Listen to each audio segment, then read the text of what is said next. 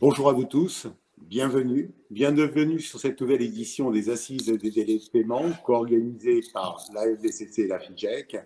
En règle générale, donc, les assises et les webinaires sont animés par son délégué général, Jérôme Mandrillon, qui n'a pu se rendre disponible. Donc j'aurai le plaisir d'animer ce débat de ce matin. Moi-même, Dominique Scalia. Nous sommes dans un webinaire effectivement partenaire et nous avons le plaisir d'accueillir notre partenaire Boris ce matin de GoCardless. Et bien sûr, les webinaires partenaires, c'est avant tout une démarche pragmatique, opérationnelle, boîte à outils, qui permet de contribuer véritablement à l'efficience qui est celle des conditions et des délais de paiement. Le thème de ce webinaire, sauver votre santé financière grâce à votre stratégie de paiement, cela va en dire long. Nous aurons toutes les explications, les contours et les contenus par nos deux invités. Sans plus attendre, je vais laisser la parole à Boris pour qu'il puisse effectivement animer et présenter ce webinaire et que vous puissiez, et je serai là en interlocuteur effectivement où je vous permettrai de vous interroger. Au public présent ce matin, n'hésitez pas à poser vos questions. Sachez que toutes les questions feront l'objet d'une réponse, soit pendant ce webinaire, soit dans le prolongement de ce webinaire. Donc, n'hésitez pas à partager, échanger, à nous interpeller et à interpeller nos invités sur tout questionnement qui serait nécessaire. Mon cher Boris, à vous la parole. Merci. Et excellents échanges respectifs entre vous. Et à très vite, Stéphane, parce qu'on est tous impatients de savoir ce que vous faites. Et je sais que moi, j'étais bonjour à tous et à toutes. Bonjour. Par l'aventure que vous portez. Bonjour. Ouais. Bonjour, merci Dominique. Je vais sans plus tarder vous partager mon écran que vous devriez voir incessamment sous peu pour commencer cette matinée qui est placée sous un thème qui est sauver votre santé financière grâce aux stratégies de paiement. Et donc, on est réunis ce matin tous les trois. Alors, voilà, ça devrait bien fonctionner. Donc, je vais me présenter rapidement et ensuite, je te passerai la parole, Stéphane. Mais donc, moi, Boris, je représente GoCardless, qui est une entreprise, une solution de paiement spécialisée dans le prélèvement automatique et dans tous les paiements récurrents dont on pourra parler un tout petit peu après. À toi, Stéphane. Et je te laisse passer les slides ensuite parce que je vais présenter mon projet. Alors, moi, je suis client de GoCardless, Stéphane Audouaneau. Je suis directeur général de Poradoc, qui est une PME de taille moyenne française à la base et puis maintenant européenne. On fait 17 millions d'euros de chiffre d'affaires. Alors, chiffre d'affaires de services et abonnements, puisque nous louons des places de port. Voilà, on a une quinzaine d'établissements sur le littoral. On a aujourd'hui 120 ETP et plus de 7000 clients qui sont en contrat annuel et qui louent leurs places de port dans nos différents établissements. Et donc, je vais avoir le plaisir aujourd'hui de partager avec vous non pas mon business en particulier, mais le projet digital en interne dans notre business et de vous présenter la solution qu'on a mis en place avec GoCardless.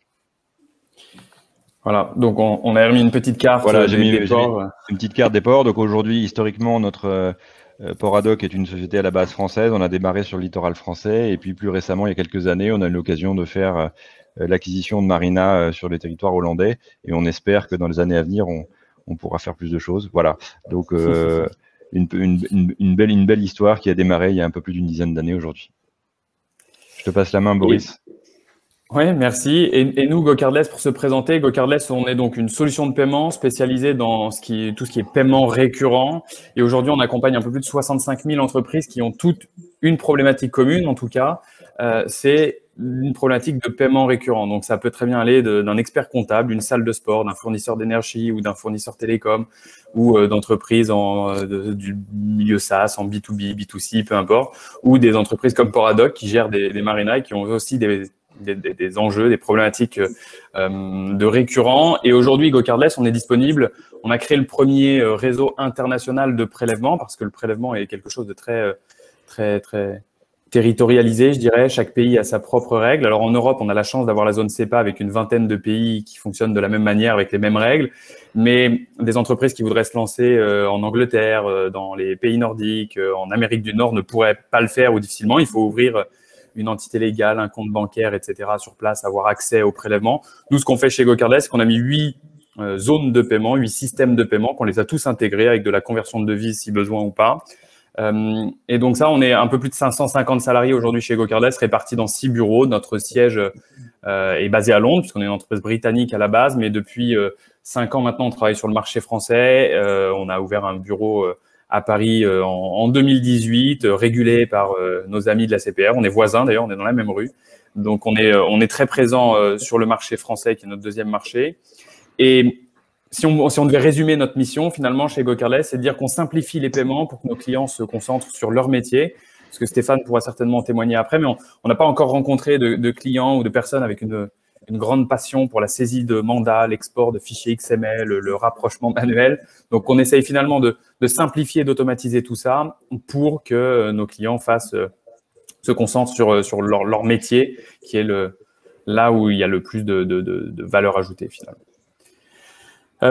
Rapidement sur cette session, donc on va parler de la santé financière et des stratégies de paiement et comment les stratégies de paiement peuvent t'aider à améliorer la santé ou à sauver la santé financière. Et on a décidé de partir sur ce thème pour une raison qui est assez simple, c'est qu'on a fait quelques constats liés au paiement et liés aux impacts du paiement sur les indicateurs financiers des entreprises. Aujourd'hui, selon une étude de Forrester que beaucoup d'entre vous doivent certainement connaître, en moyenne, une entreprise a un taux d'échec de plus de 7%. Peu importe, tout moyen de paiement confondu, toute activité confondue, 7% de vos paiements vont échouer. Ça, c'est le premier point. Le deuxième, c'est sur les délais de paiement qui ont un impact non négligeable. On s'aperçoit qu'il y a 96% des entreprises, alors on n'est pas loin des 100%, pour pas dire 100%, mais qui ont subi des retards de paiement supérieurs à 10 jours. Et ce qui est intéressant à mettre en perspective finalement, c'est que ce chiffre a augmenté, notamment avec la crise sanitaire l'année dernière, les différents confinements, etc. C'est un impact qui a été un petit peu accéléré, je dirais. Alors, on a essayé, c'est bien de partir de ces chiffres-là. Maintenant, chez GoCardless, on a essayé de creuser un petit peu et de comprendre pourquoi on avait des échecs de paiement. Alors on va pas reprendre chez nous, on regarde, on fait du prélèvement. 86% des échecs de paiement qu'on constate chez nos clients sont liés à des fonds insuffisants. Donc c'est pas très grave, les fonds insuffisants, on peut les retravailler, on en parlera un peu après. Et il y en a d'autres, par exemple, qui vont être un petit peu plus techniques, je dirais, liées aux réglementations des différents moyens de paiement. Mais quand on prend l'exemple de la carte bancaire, une carte bancaire, ça expire, ça peut se perdre, ça a des plafonds. Et donc, on va avoir des échecs de paiement qui sont liés à ces raisons un peu plus techniques. Aujourd'hui, quand on creuse un peu cette partie-là, on s'aperçoit qu'on a un paiement sur 34 qui ne sera pas encaissé, ce qui est un taux relativement important. Et ce taux varie finalement en fonction des différents outils, des différents moyens de paiement. On peut bien évidemment se douter que le virement ou le chèque sont des moyens de paiement gratuits, en coût direct en tout cas, mais vous n'avez pas la main dessus. La carte bancaire, on va avoir un taux d'échec un peu plus important parce qu'on l'a vu en haut ici. Une carte, ça peut se perdre, ça a une date d'expiration, etc. Chez GoCardless. Je me permets d'intervenir, Boris. Moi, je vous partage un exemple pas plus tard que hier soir. Donc, nous, je parlerai de mon intégration avec GoCardless tout à l'heure, mais on est également intégré avec la plateforme Adyen, qui est le leader mondial des paiements en carte bancaire et en ligne, entre autres. Et par exemple, hier soir, j'ai un client, il a essayé de payer 35 fois avec sa carte bancaire. Il n'a pas réussi. Il n'a pas réussi. Parce que aujourd'hui, avec la DSP2, nous on constate que même pour les virements, aujourd'hui, quand vous voulez faire un virement ou payer en carte bancaire, pour une certaine tranche de clients, si je puis dire, c'est difficile parce qu'il y a plusieurs codes à rentrer, il faut une authentification forte, et même pour faire des virements, pour rentrer un IBAN maintenant aujourd'hui sur votre système bancaire, il faut avoir une clé à code, un carte à code et faire 3 SMS, 3 codes, etc. Donc c'est excessivement compliqué et ça augmente les taux d'échec et ça continuera d'augmenter. Moi je le constate. Bon, la chance, c'est que tu sais que c'est un bon client, parce que s'il essaye de payer 35 fois… Ouais, bah oui, c'est un bon client. Il voulait vraiment payer. Il voulait vraiment payer. Bon, l'avantage, c'est qu'il doit être satisfait du service, du coup. Donc il a réussi, il a fini par payer à la 36e fois, il a réussi, il a trouvé son code 3DS et il a réussi à payer. Ouais. Mais effectivement, c'est un bon exemple dont tu parles ici, puisque la carte bancaire et d'autres moyens de paiement, il y a des limites techniques. Sur du prélèvement chez GoCardless, nous, le premier paiement échoue dans 2,9% des cas et on peut récupérer tous ces fonds derrière. On en reparlera un petit peu après, de manière un peu plus poussée, un peu plus automatisée. Deuxième slide, elle ressemble beaucoup à la première, mais là on n'est plus sur les causes des échecs, mais les causes des délais de paiement. Il y a deux grandes, quand on a fait une étude, alors avec Forrester encore une fois, mais quand on interroge des clients finaux et des entreprises sur les raisons de ces délais de paiement. Il y a plusieurs points qui apparaissent, mais deux grands principaux. Le premier, c'est les règles, procédures bancaires complexes. Je ne vais pas forcément creuser parce que tu viens de l'expliquer parfaitement, Stéphane. Le deuxième, c'est lié à des processus manuels et fastidieux. On le montrera aussi un petit peu après, mais chez GoCardless, par exemple, et Stéphane, c'est ce que tu as fait chez toi, tout est automatisé, intégré dans vos outils. On peut avoir des modèles un petit peu plus traditionnels dans lesquels il va falloir, dans l'exemple du prélèvement en tout cas, ressaisir des IBAN, exporter des fichiers XML, se connecter à la banque, les soumettre, qui font que vous n'allez pas le faire tous les jours, a priori, et donc ça augmente. Je vais en parler parce qu'avant GoCardless, ouais. nous étions sur des plateformes de prélèvement classiques avec des banques françaises classiques, voilà, et on était en traitement manuel. Et ouais. je vais parler des avantages que nous on constate. Oui, bien sûr. Et ce sera un bon exemple. Et ici, on a un bon exemple d'une entreprise qui s'appelle Payfit, par exemple. Alors, je les aime bien parce qu'ils sont mayennais d'origine comme moi. Mais eux, quand ils ont lancé, ils ont un super produit qu'ils ont lancé, qu'ils ont vendu, mais pour lequel ils ne se faisaient pas payer parce qu'ils ne s'étaient pas vraiment intéressés au paiement. Et donc, ils se sont aperçus qu'au bout de quelques semaines, quelques mois, ils passaient plus de temps à rappeler les clients existants pour se faire payer, finalement, qu'à aller à acquérir, finalement, de nouveaux clients, de faire de la croissance. Donc, en passant sur GoCardless, ils sont passés d'un délai de paiement de 70 jours à 7 jours, ce qui est quand même plutôt non négligeable, alors qu'avant, ils se faisaient payer en virement, en chèque, ce genre de choses.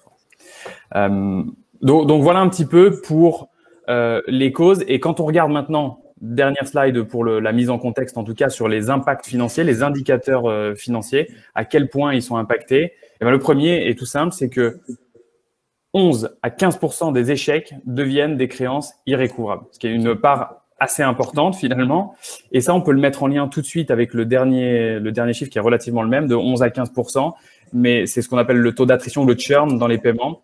C'est que une perte client est liée entre 11 et 15% à un problème de paiement, à un échec de paiement. Ce qui est relativement important et ce qui peut se contrer. Et c'est un chiffre, en positif, c'est que c'est un chiffre qu'on peut diminuer au plus. Un autre impact qui n'est pas négligeable, qui n'est peut-être pas quantifiable d'un point de vue financier tout de suite, mais c'est que 54% des décideurs affirment que ça engendre une mauvaise relation client.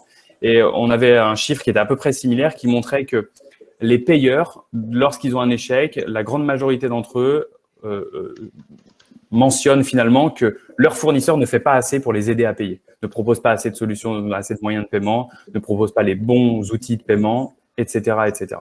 Donc, c'est un avis qui est partagé à la fois par le fournisseur et le client et qui est assez intéressant à noter, même s'il n'y a pas d'impact financier purement à valider sur ce point-là. Voilà, ça c'était la première partie, je dirais, la mise en contexte, le claim un petit peu de cette présentation ce matin. Maintenant, passons à la deuxième qui va être de s'intéresser plutôt à l'impact d'une bonne stratégie de paiement. Là, on a parlé des stratégies de paiement, des impacts qu'elles peuvent avoir quand elles ne sont pas parfaitement maîtrisées. Passons maintenant sur une bonne stratégie de paiement. Et là, je te passe la parole, Stéphane, qui va nous en parler un petit peu plus. Allons-y, donc moi je vais dérouler mon exposé en deux temps. Là c'est juste une slide et après je vais vous montrer de manière concrète comment nous on a implémenté l'automatisation des prélèvements SEPA dans nos systèmes et partager avec vous les conséquences que ça a eu. En tout cas, nous on est un business par abonnement, par essence. On a des clients qui ont des contrats généralement à durée annuelle et le paiement mensuel ou la facturation mensualisée et son paiement mensuel en conséquence sont des business rules qui sont générales et pas que françaises, qui sont dans le monde entier. Donc nous aujourd'hui, en fonction des marinas, on peut avoir de 30 à 60% de nos clients qui payent en paiement mensualisé. On utilisait le prélèvement SEPA avant GoCardless. Moi, ça fait 10 ans que je fais du prélèvement SEPA avec diverses banques, caisses d'épargne, CIC, etc. Vu la taille de mon entreprise, j'avais pas les moyens d'avoir des systèmes automatisés comme des grands groupes pouvaient avoir. Et donc, c'était du manuel. Donc, ça veut dire que chaque mois, on génère son fichier. On vérifie ses écarts, on envoie son fichier à la banque, le fichier passe pas parce que il y a des erreurs d'encodage à l'intérieur, on renvoie le fichier, on attend plusieurs jours, les retours sont traités manuellement. Donc ça, c'est ce qu'on vivait. De manière générale, pour nous, le prélèvement SEPA est bien usité. On a des taux de défaut de paiement qui sont très faibles. Sur mes batchs, je constate aujourd'hui moins de 1% de taux de défaut de paiement. Donc ça c'est très important. Je voulais l'apporter parce que par rapport à tous les systèmes de paiement qui existent, bien sûr le virement c'est super, mais c'est très compliqué à faire et en tout cas à faire exécuter par le client. le prélèvement SEPA est moins sécurisé qu'un paiement par carte bancaire, mais tellement plus facile et tellement accepté de manière générale, avec des taux de défaut qui sont tellement faibles que ça marche très bien. Et en 10 ans, moi, j'ai jamais vu de chargeback. Un chargeback, c'est-à-dire qu'un client, après avoir été prélevé, se réveille plusieurs semaines ou plusieurs mois après pour dire bah non, j'ai pas ordonné ce paiement. Parce qu'aujourd'hui, c'était une possibilité qui est ouverte par la réglementation et le shame rules du SEPA, mais en réalité, moi, je l'ai jamais vu. Nous, les conséquences de l'automatisation chez nous de ces systèmes, bah, c'est d'abord de manière interne, on a un gain clair et évident. On gagne à peu près 1,5 ETP par mois à l'intérieur du groupe. Alors, on est un petit groupe, hein, comme on gère aujourd'hui, on va générer à peu près 20 000 prélèvements par an. Cette année, on va générer 20 000 prélèvements et donc, on peut mettre ça en conséquence par rapport aux différentes tailles des entreprises. Donc, ça, c'est un gain interne. Le gain, vraiment, qu'on constate, nous, surtout, c'est plus de souplesse commerciale. Le fait d'avoir automatisé le système nous permet aujourd'hui de pouvoir prélever tous les jours. J'ai plus besoin de savoir à quel jour je dois générer mon batch, quand est-ce que je dois faire mon rompu, mes arrêtés de facturation, mes calculs, etc., etc. C'est automatique. Le contrat, il est signé aujourd'hui, le mandat, il est signé demain, le prélèvement, il part à J+3 et c'est automatisé. Donc, j'ai plus de problématique par rapport à ça. L'autre élément important, c'est que l'expérience client vis-à-vis de l'engagement sur la signature de ce mandat est totalement simple, facile et digitalisé. Il n'y a plus de mandat à imprimer chez soi, renvoyer de mandat par la poste, que moi je dois saisir le mandat pour le valider, etc., etc. Tout est digital et c'est très facile. Et du coup, ça fluidifie les échanges. Moi, je voulais comparer un chiffre assez simple avec vous. Le projet de digitalisation qu'on a mis en place, et à la fois le CRM, le système de gestion qu'on a mis en place, et nos interactions avec nos deux principaux PSP que sont Adyen et GoCardless, aujourd'hui, moi, je comptabilise aujourd'hui plus 10% sur les cash flows en year over year. Étant donné même que l'année dernière, pour nous, était une relativement bonne année, puisque notre business a été assez peu impacté par la crise, puisqu'on est sur un business où les gens louent les emplacements, et donc il n'y avait pas de raison que les gens louent plus leurs emplacements, puisque les bateaux étaient toujours là. Donc l'année dernière était une année presque standard pour nous, et aujourd'hui, nous, on a ce projet de digitalisation a démarré, en tout cas en mise en œuvre à l'ensemble de nos marinas l'année dernière, et on constate aujourd'hui, chaque fois qu'on fait une migration, plus 10% sur nos cash flows. Donc je vous laisse imaginer en termes de BFR les impacts que ça peut avoir. Je vais passer à la démo. Donc, oui, je vais partager mon écran. On est dans les temps, Dominique, tout va bien? Oui, parfait, parfait. Je voudrais vraiment qu'on insiste bien sur à la fois la souplesse, vous l'avez évoqué, la simplicité, et ça, il faut que tu nous le démontres dans l'exploitation qui a été la vôtre, et également, bien sûr, le retour sur investissement que cela représente. Alors, je vois une question d'Étienne Perret là dans le chat. Oui. Là, moi, aujourd'hui, sur mes marinas, j'ai à peu près 45% de mes clients qui sont en prélèvement mensualisé. Et c'est probablement un taux qui aura vocation à augmenter. Alors, je vois une autre question sur les frais de rejet de prélèvement. Alors, les taux sont très variables en fonction, moi, pour les banques françaises, j'avais certaines qui me prenaient 5 €, d'autres 15 € par rejet. D'autres un peu plus, d'autres un peu moins. Aujourd'hui, dans GoCardless, le taux de rejet est le même coût qu'un taux d'émission, en fait, c'est quelques centimes. Par rapport au coût de traitement, de toute façon, déjà, les taux de rejet sont relativement faibles. Le problème n'est pas le coût de rejet en tant que tel, mais c'est le coût de traitement de ce rejet. Quand même, quand je fais un batch de 350 prélèvements, un rejet à traiter manuellement, c'est horrible. Quel que soit son coût, que la banque me charge 15 centimes pour le rejet ou 15 €, le coût de traitement est largement supérieur à ces éléments-là. Et l'automatisation va donc, du coup, effacer complètement ces coûts. Hein, donc, je pense que je réponds à la deuxième question. Donc, là, je vais essayer de vous démontrer la facilité, hein, ce que tu évoquais, Dominique. Donc là, je suis sur mon espace de gestion. Donc, on a un bel écran noir. Je suis en espace de démo. Vous m'excuserez par avance s'il peut y avoir quelques petites erreurs parce qu'on est sur un espace un staging environment, ce qu'on appelle, qui est en espace de test. Donc, des fois, il y a des petites choses qui bougent.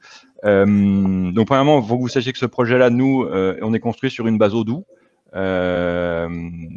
Odoo, c'est un CRM, ERP qui se compare à du SAP, du Salesforce.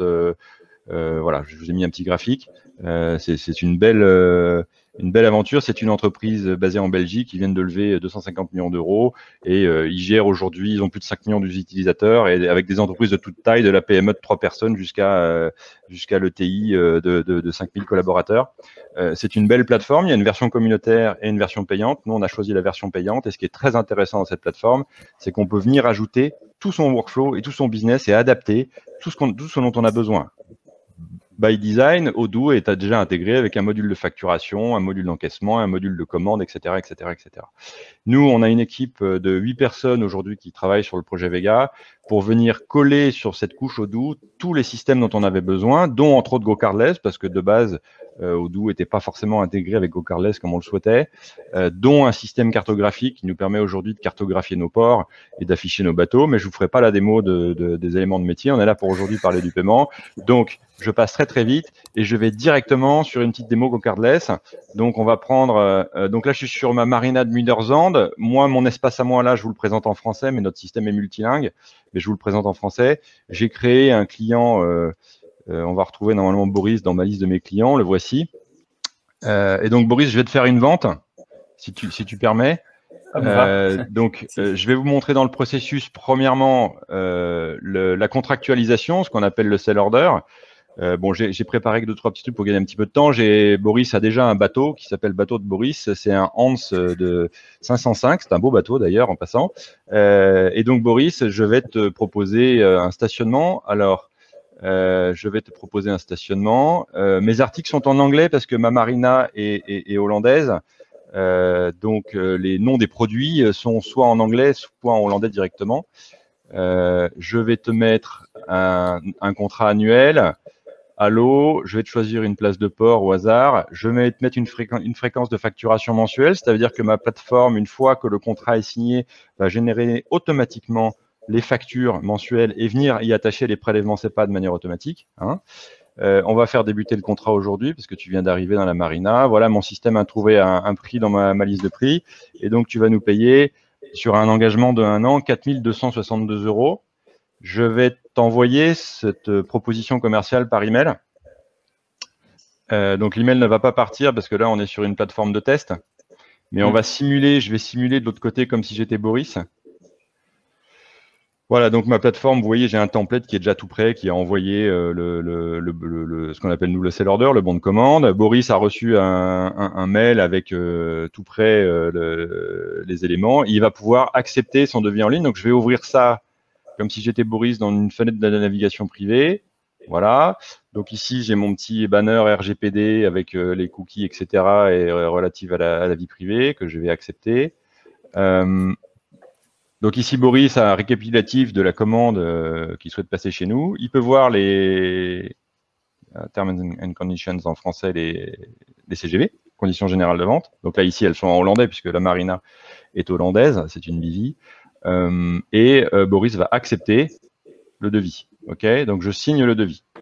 Voilà, première étape. Donc là, l'engagement commercial est fait. Je requitte l'espace de Boris. Je reviens sur mon bon de commande que voici. Donc là, je vois que mon client, il a signé, vous voyez. Moi, je suis dans mon back-office, là, aujourd'hui. Je suis en tant que gestionnaire capitainerie. Et je vois que le bon de commande a été validé par Boris. Il est d'ailleurs passé de statut de devis envoyé à bon de commande. Et j'ai enregistré la signature de Boris. Donc, j'ai un engagement juridique ferme sur ce bon de commande. Je vais ensuite créer le contrat, ou en tout cas la souscription. Donc là, on passe du bon de commande à la mise en œuvre. Voilà, le contrat est créé, en tout cas la souscription est créée du 3 juin 2021 au 2 juin 2022 et je vais activer le système pour commencer la facturation. Donc comme on a choisi un système en facturation mensualisée, le système va préparer l'échéancier de facture pour qu'ensuite les factures puissent être générées, envoyées automatiquement tous les mois avec les prélèvements qui vont être attachés et l'automatisation avec la plateforme GoCardless. Donc là, une fois que l'échéancier va être généré, excusez-moi, on a une petite longueur. Voilà, l'échéancier généré. Donc ici, bon, je vous passe pas toutes les fenêtres, mais en tout cas, ici, vous voyez que dans mon onglet de facturation, mon système a précalculé l'ensemble des échéances avec les dates pour que le robot qui va venir passer tous les jours regarde s'il y a des factures à valider, à envoyer au client. OK ? Maintenant, Boris, je vais t'envoyer cette souscription parce que maintenant, tu as signé ton engagement. Maintenant, il faut que tu nous renseignes ton mandat de prélèvement SEPA. Alors, c'est là où maintenant, on va parler d'automatisation avec GoCardless. Donc, moi, j'ai le choix en capitainerie si tu es présent, parce qu'on est toujours dans un système, nous, on est online et in-store. Hein, on a toujours dans toutes nos solutions la possibilité de faire online et in-store. Donc là, je peux, si tu es sur place, directement t'imprimer un mandat SEPA, te le faire signer et le uploader dans le système, mais c'est pas ce qui nous intéresse. On est en confinement. Boris, il est confiné chez lui, il peut pas venir sur la marina. En revanche, son bateau est là. Donc, je t'envoie la souscription par email. Et dans cette souscription que je vais t'envoyer, il y a un lien pour venir compléter ton mandat SEPA en ligne. Voilà, donc je vous la montre ici. Hein. Donc là, Boris est un client, d'ailleurs, je n'ai pas dit, il est un client en français. J'ai dit qu'il parlait français, donc mon système lui écrit en français. S'il avait été hollandais, le système lui écrira en hollandais. Donc je t'envoie ta souscription.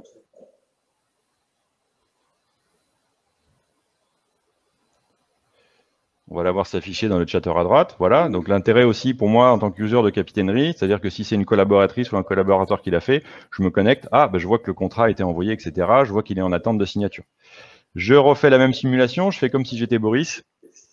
Je me connecte sur mon espace. Donc maintenant, on n'est plus dans la validation du bon de commande, mais on voit typiquement la souscription, on voit l'échéancier de facturation qui est prêt et on voit un nouvel élément ici qui est la signature du mandat SEPA en ligne. Et c'est là que l'interaction avec GoCardless va commencer.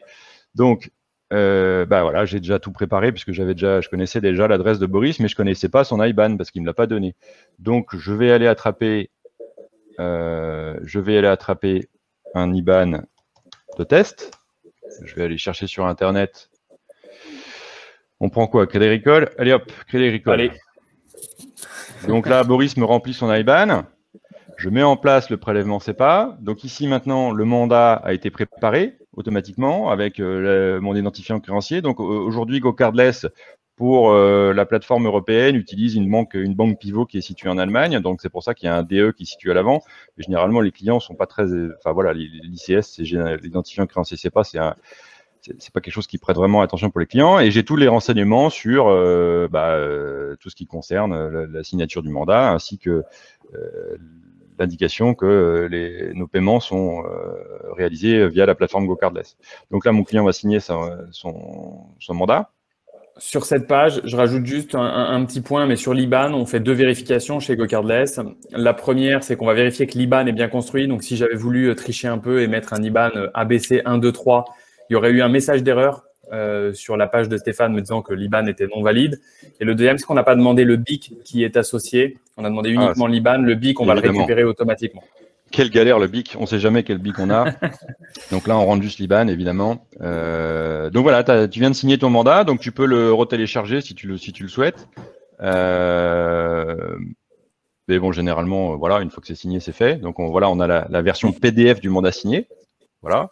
Donc ça, c'est magnifique. Et moi, sur mon interface, eh bien, que se passe-t-il? Je vais recharger ma page contrat ici et vous allez voir que maintenant que Boris a signé son mandat, eh bien, automatiquement, le mandat est rattaché à la souscription.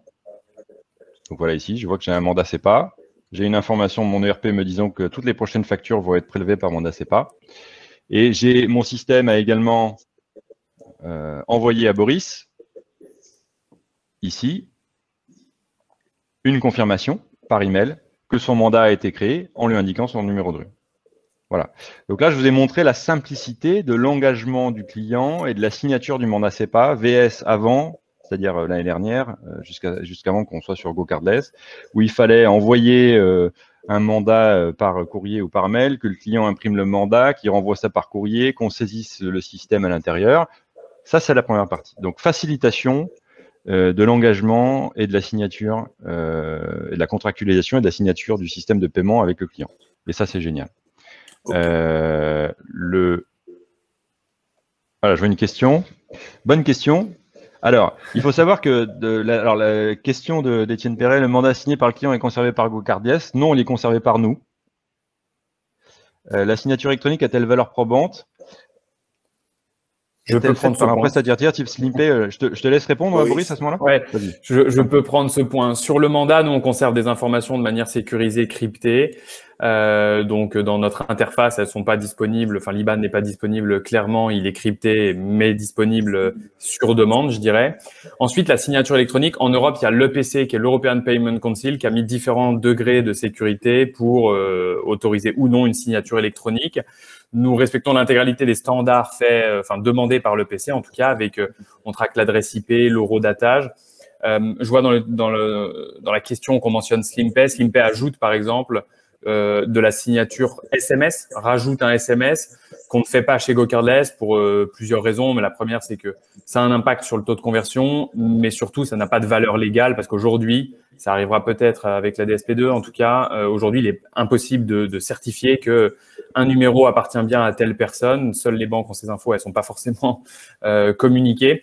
Donc, le jour où il y aura vraiment une solution avec une sécurité supplémentaire et un taux de conversion très acceptable, on sera les premiers à le mettre en place. On en parlera un petit peu après parce que dans le cadre de l'open banking, on développe des choses comme celle-ci. Mais voilà. Et cette signature, pour en revenir à la valeur probante, d'un point de vue réglementaire, elle a exactement la même valeur qu'un mandat papier. On va devoir accélérer. Pour autant, on a encore beaucoup de choses à se dire. Ouais. On devait parler également de simplicité. On doit parler également de ROI. Donc, il va nous rester à peine 15 minutes. Donc, on va nous concentrer donc, sur ces points très efficaces, efficients des solutions, hein, tant dans la facilité que dans la performance et le ROI de la solution. Moi, j'en ai fini. Je te repasse la main, Boris. Je rajoute un deuxième point, un dernier petit point, 1 minute sur ce que je voulais partager avec vous. On a parlé de la facilité côté expérience client. Maintenant, il y a aussi la facilité côté back-office. Là, je vous ai mis une vue ici. Vous voyez une transaction qui a été réalisée avec un client. Là, c'est sur un client de test, sur une mise en production que j'ai fait il y a quelques jours.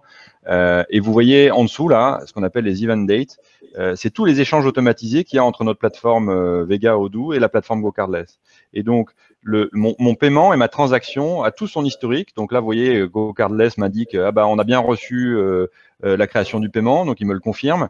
Ensuite, j'ai ce qu'on appelle les webhooks. Hein. J'ai un deuxième truc où GoCardless me dit ça y est, j'ai envoyé le paiement aux banques. Un troisième événement qui me dit ça y est, j'ai reçu le paiement dans ma banque sur ma banque pivot, et un dernier événement qui me dit ça y est, je vous ai renvoyé le paiement sur votre compte.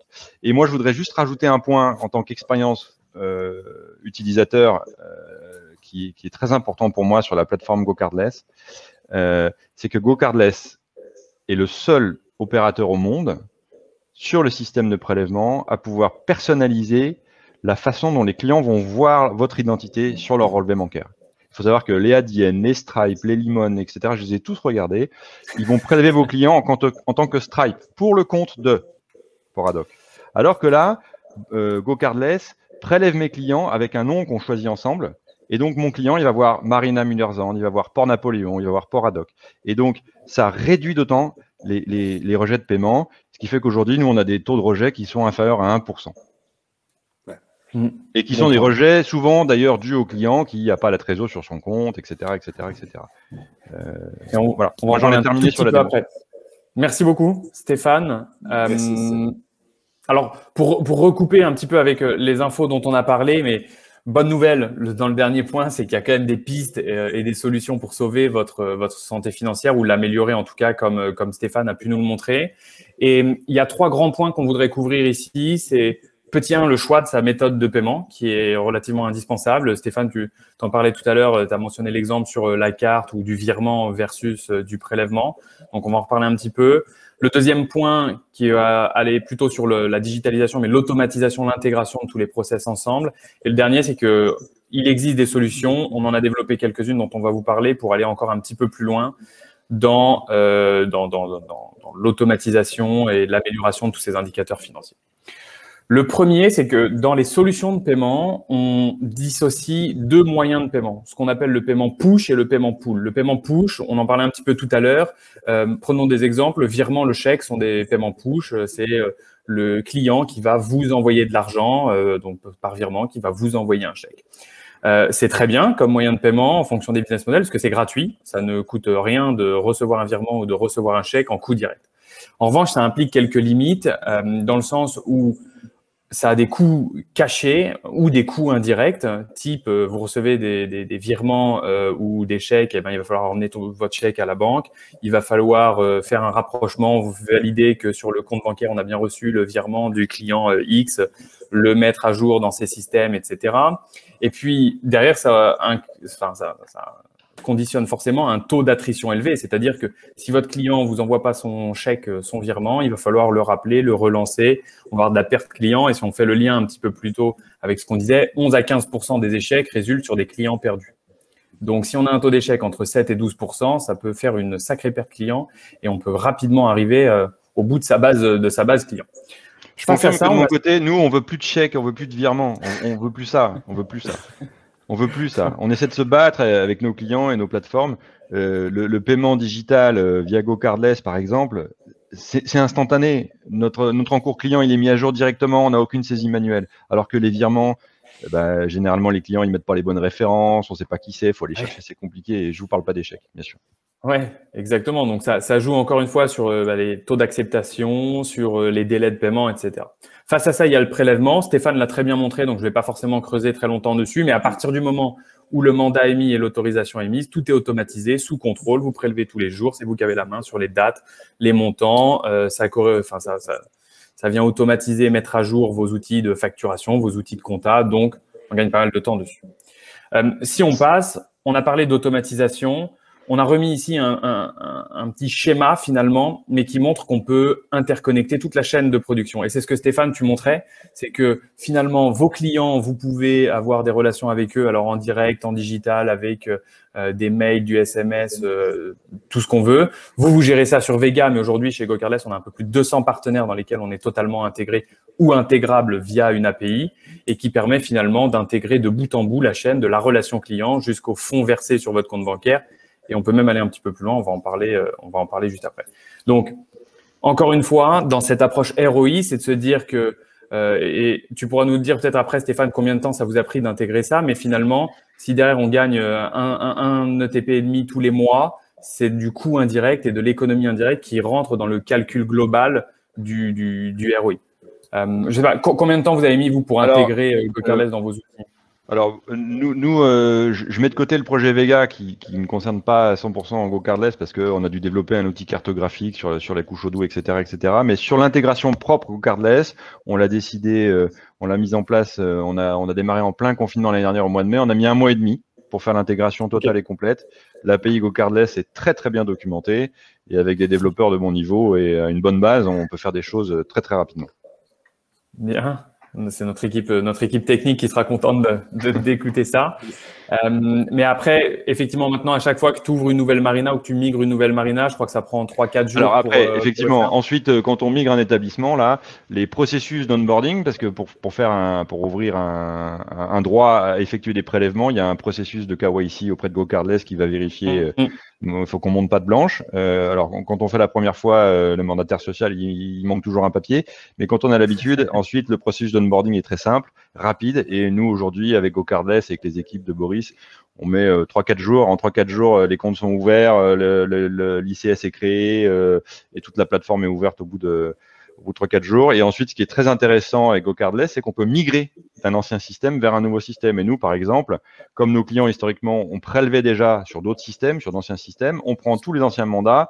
Il y a dans l'API, ce qu'on appelle un endpoint, c'est-à-dire une entrée dans laquelle on peut aller télécharger tous les anciens mandats et comme ça, on n'a pas à refaire signer. Et ça, du coup, c'est seamless pour le client.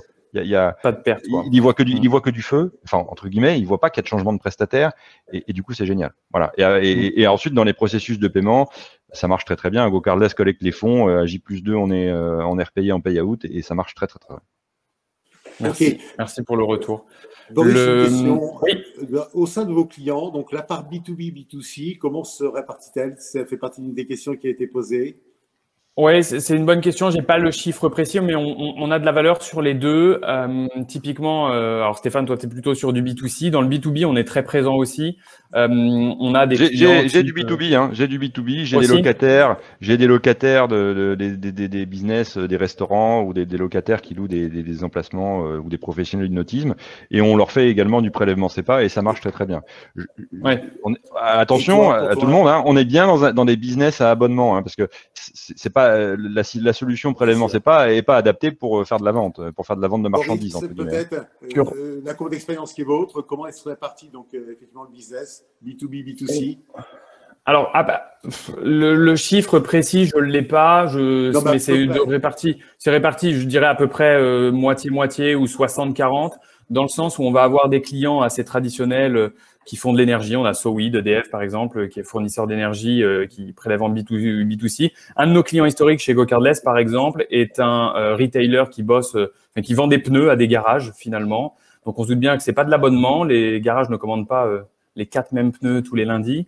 Et donc, eux, ce qu'ils font, c'est qu'ils ont tout automatisé un petit peu comme Stéphane et qu'ils font une facturation en fin de mois en fonction du nombre de commandes. Et pour eux, c'est bien plus simple parce qu'ils ont un seul paiement en fin de mois qui est connecté dans leurs outils. Ça prend la globalité des commandes du mois. Et pour le client, c'est aussi une facilité de paiement parce qu'il n'a pas besoin de faire de virement, d'envoyer de chèque ou quoi que ce soit à chaque fois qu'il a une commande à effectuer. Donc, il y a un récap en fin de mois et on a beaucoup de clients qui fonctionnent avec ce modèle. Boris, je sais qu'il y a encore beaucoup de choses à dire. Il nous reste maintenant 10 minutes. Donc, il faut que tu puisses délivrer l'ensemble, effectivement, des sujets que tu souhaitais partager avec nous. Je vais y arriver. On est dans la dernière partie de toute façon, mais ce qu'on vous a montré là pour l'instant, c'est toute l'approche simplicité, automatisation, fluidité de GoCardless intégrée dans des outils comme ceux de Stéphane et qui améliore finalement une bonne base existante de prélèvement, mais qui améliore tout ça. Maintenant, ce qu'on essaye de faire chez GoCardless, c'est qu'on a un gros pôle développement qui est basé à Londres avec un peu plus d'une centaine de personnes dans l'équipe produit pour aller encore plus loin.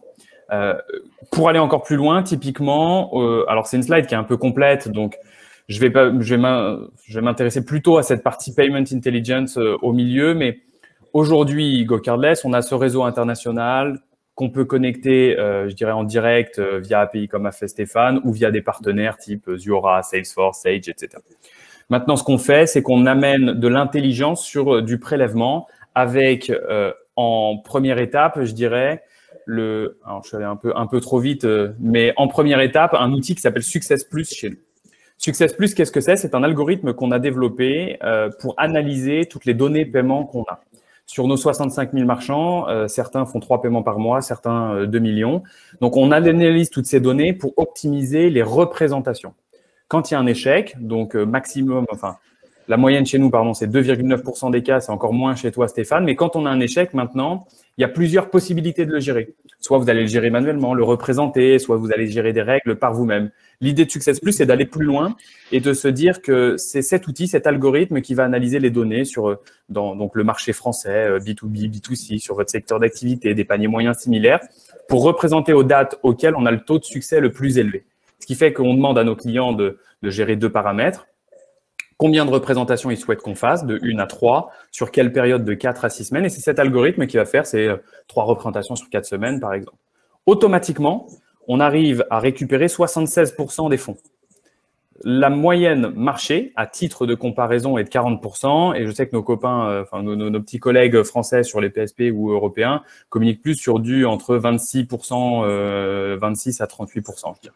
Donc, c'est un outil, encore une fois, le but, ROI, d'améliorer l'automatisation, d'améliorer vos indicateurs financiers. Je poursuis un tout petit peu parce que tout à l'heure, il y avait une question qui était liée au mandat. Dans le cadre de l'open banking, on a sorti en avril au Royaume-Uni, qui est notre marché maison, je dirais, et bientôt en France, un nouveau produit qui s'appelle PIS, Instant Bank Pay, qui permettrait, reprenons l'exemple de Stéphane demain, de se dire que dans la même expérience client, le premier paiement serait initié via Open Banking, qui serait donc un virement instantané, qui aurait 2 gros avantages, qui serait instantané, comme son nom l'indique, et irrévocable, puisque c'est un virement, et qui permettrait donc de mettre ce premier paiement instantané pour activer un service tout de suite, par exemple, et de basculer ensuite sur du prélèvement avec un échéancier peut-être un petit peu plus classique. Donc vraiment, on est persuadé chez GoCardless que cette combinaison de l'open banking plus du prélèvement, comme on le propose aujourd'hui, va avoir une forte valeur ajoutée. Demain, on peut même imaginer se connecter dans l'open banking pour valider, pour en revenir sur la question de signature électronique tout à l'heure, mais pour valider l'identité des fonds, un montant de fonds bien présent sur le compte, ce genre de choses, avant de commencer à prélever. Et donc, l'avantage, c'est que finalement, ça va être plus rapide que du prélèvement, moins cher qu'une carte bancaire, plus simple qu'un virement et tout aussi sécurisé, je dirais, que cette partie-là. Oui, peut-être un dernier mot donc, sur l'offre de valeur avant la conclusion. Exactement, ouais. Concluons dessus, mais on avait mis 3 briques ici pour récapituler un petit peu sur la santé financière et comment une stratégie de paiement peut l'impacter. Le premier point, c'est donc bien choisir son moyen de paiement parce que ça peut avoir un impact plus ou moins important en fonction de votre activité. Le deuxième, de se dire qu'on peut aller plus loin que du prélèvement, automatiser et intégrer tout ça dans des outils, dans des process, des workflows internes comme Stéphane nous l'a montré. Et même maintenant, aller plus loin avec des outils. Alors, on a parlé rapidement de Success Plus et de l'open banking, mais aller encore plus loin via des outils comme ceci pour toujours améliorer votre santé financière, vos indicateurs financiers. Donc, voilà en gros pour…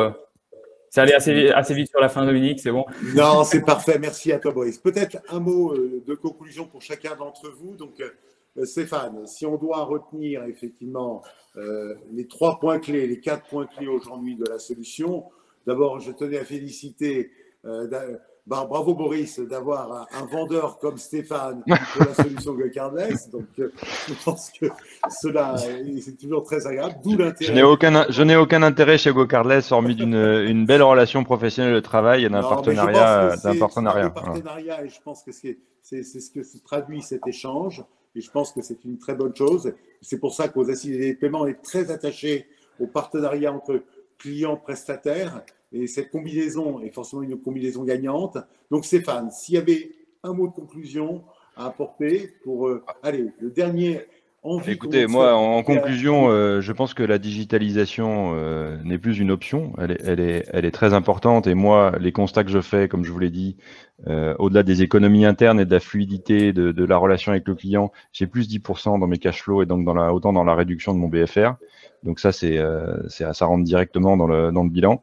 Et le deuxième point, c'est que je suis très content de mon partenariat avec GoCardless et que je suis très content de les avoir choisis et que ça marche très très bien et qu'on va continuer avec eux parce que c'est super. Voilà. Boris, merci beaucoup. Boris, un mot de conclusion peut-être, et s'il y avait un point que tu as omis, donc pour peut-être être le plus exhaustif possible, tout au moins dans la solution qui est la tienne. Oui, pas forcément omis, mais pour récapituler un petit peu, souvent le paiement, on arrive en bout de chaîne et donc on est vu comme quelque chose un petit peu à part qui n'est pas forcément considéré dans le process global. Les clients, il y a des études qui le montrent d'ailleurs, qui ont les meilleurs indicateurs financiers, les meilleures croissances, qui sont les plus compétitifs sur leur marché, sont effectivement ceux qui ont vu un process global, qui ont intégré au maximum et qui, comme Stéphane, finalement, ont compris que leur métier n'était pas de gérer de la facturation pure, du paiement pur ou quoi. Donc, automatiser tout ça en ayant une vision globale, c'est quelque chose qui amène un ROI derrière, qui a un ROI derrière qui est hyper important. Donc, ce serait vraiment, je dirais, mon conseil, avoir une stratégie vraiment globale et intégrer, automatiser tout ça en bénéficiant d'outils un petit peu plus performants que la moyenne. On parlait de Success Plus tout à l'heure, mais voilà un petit peu ma conclusion en tout cas. Je crois que cela a été bien traduit effectivement dans le partenariat qui a été monté avec Stéphane. Et donc, merci à vous.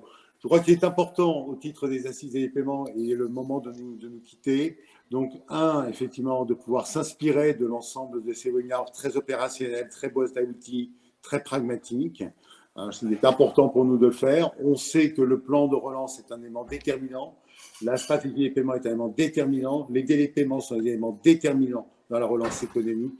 Et je crois que plus que jamais, à nous de regarder d'une façon éclairée à la fois les tendances que nous observons sur les délais de paiement, mais au-delà de ça, les solutions à apporter. Je crois que la transformation digitale ne cesse de s'accélérer. On sait qu'on a gagné énormément d'années, on estime entre 5 et 7 ans suite à ces crises Covid et économiques et sanitaires. Et je pense qu'il est urgent, effectivement, que chacun puisse s'inspirer de ces solutions. C'est aussi l'objectif des assises des paiements, c'est mettre en valeur ses partenaires, c'est mettre en valeur ses solutions et bien sûr, surtout, les clients qui les utilisent parce qu'ils sont les plus à même de bien parler. Eh bien, je vous remercie à vous public présent, nombreux aujourd'hui. Merci à toi, Boris. Merci à toi, Stéphane. Tu nous as convaincus. Allez, merci. À très vite à vous tous. Merci beaucoup. Merci. Bonne journée. Merci. Merci. Bonne journée. Très vite. Au revoir. Au revoir.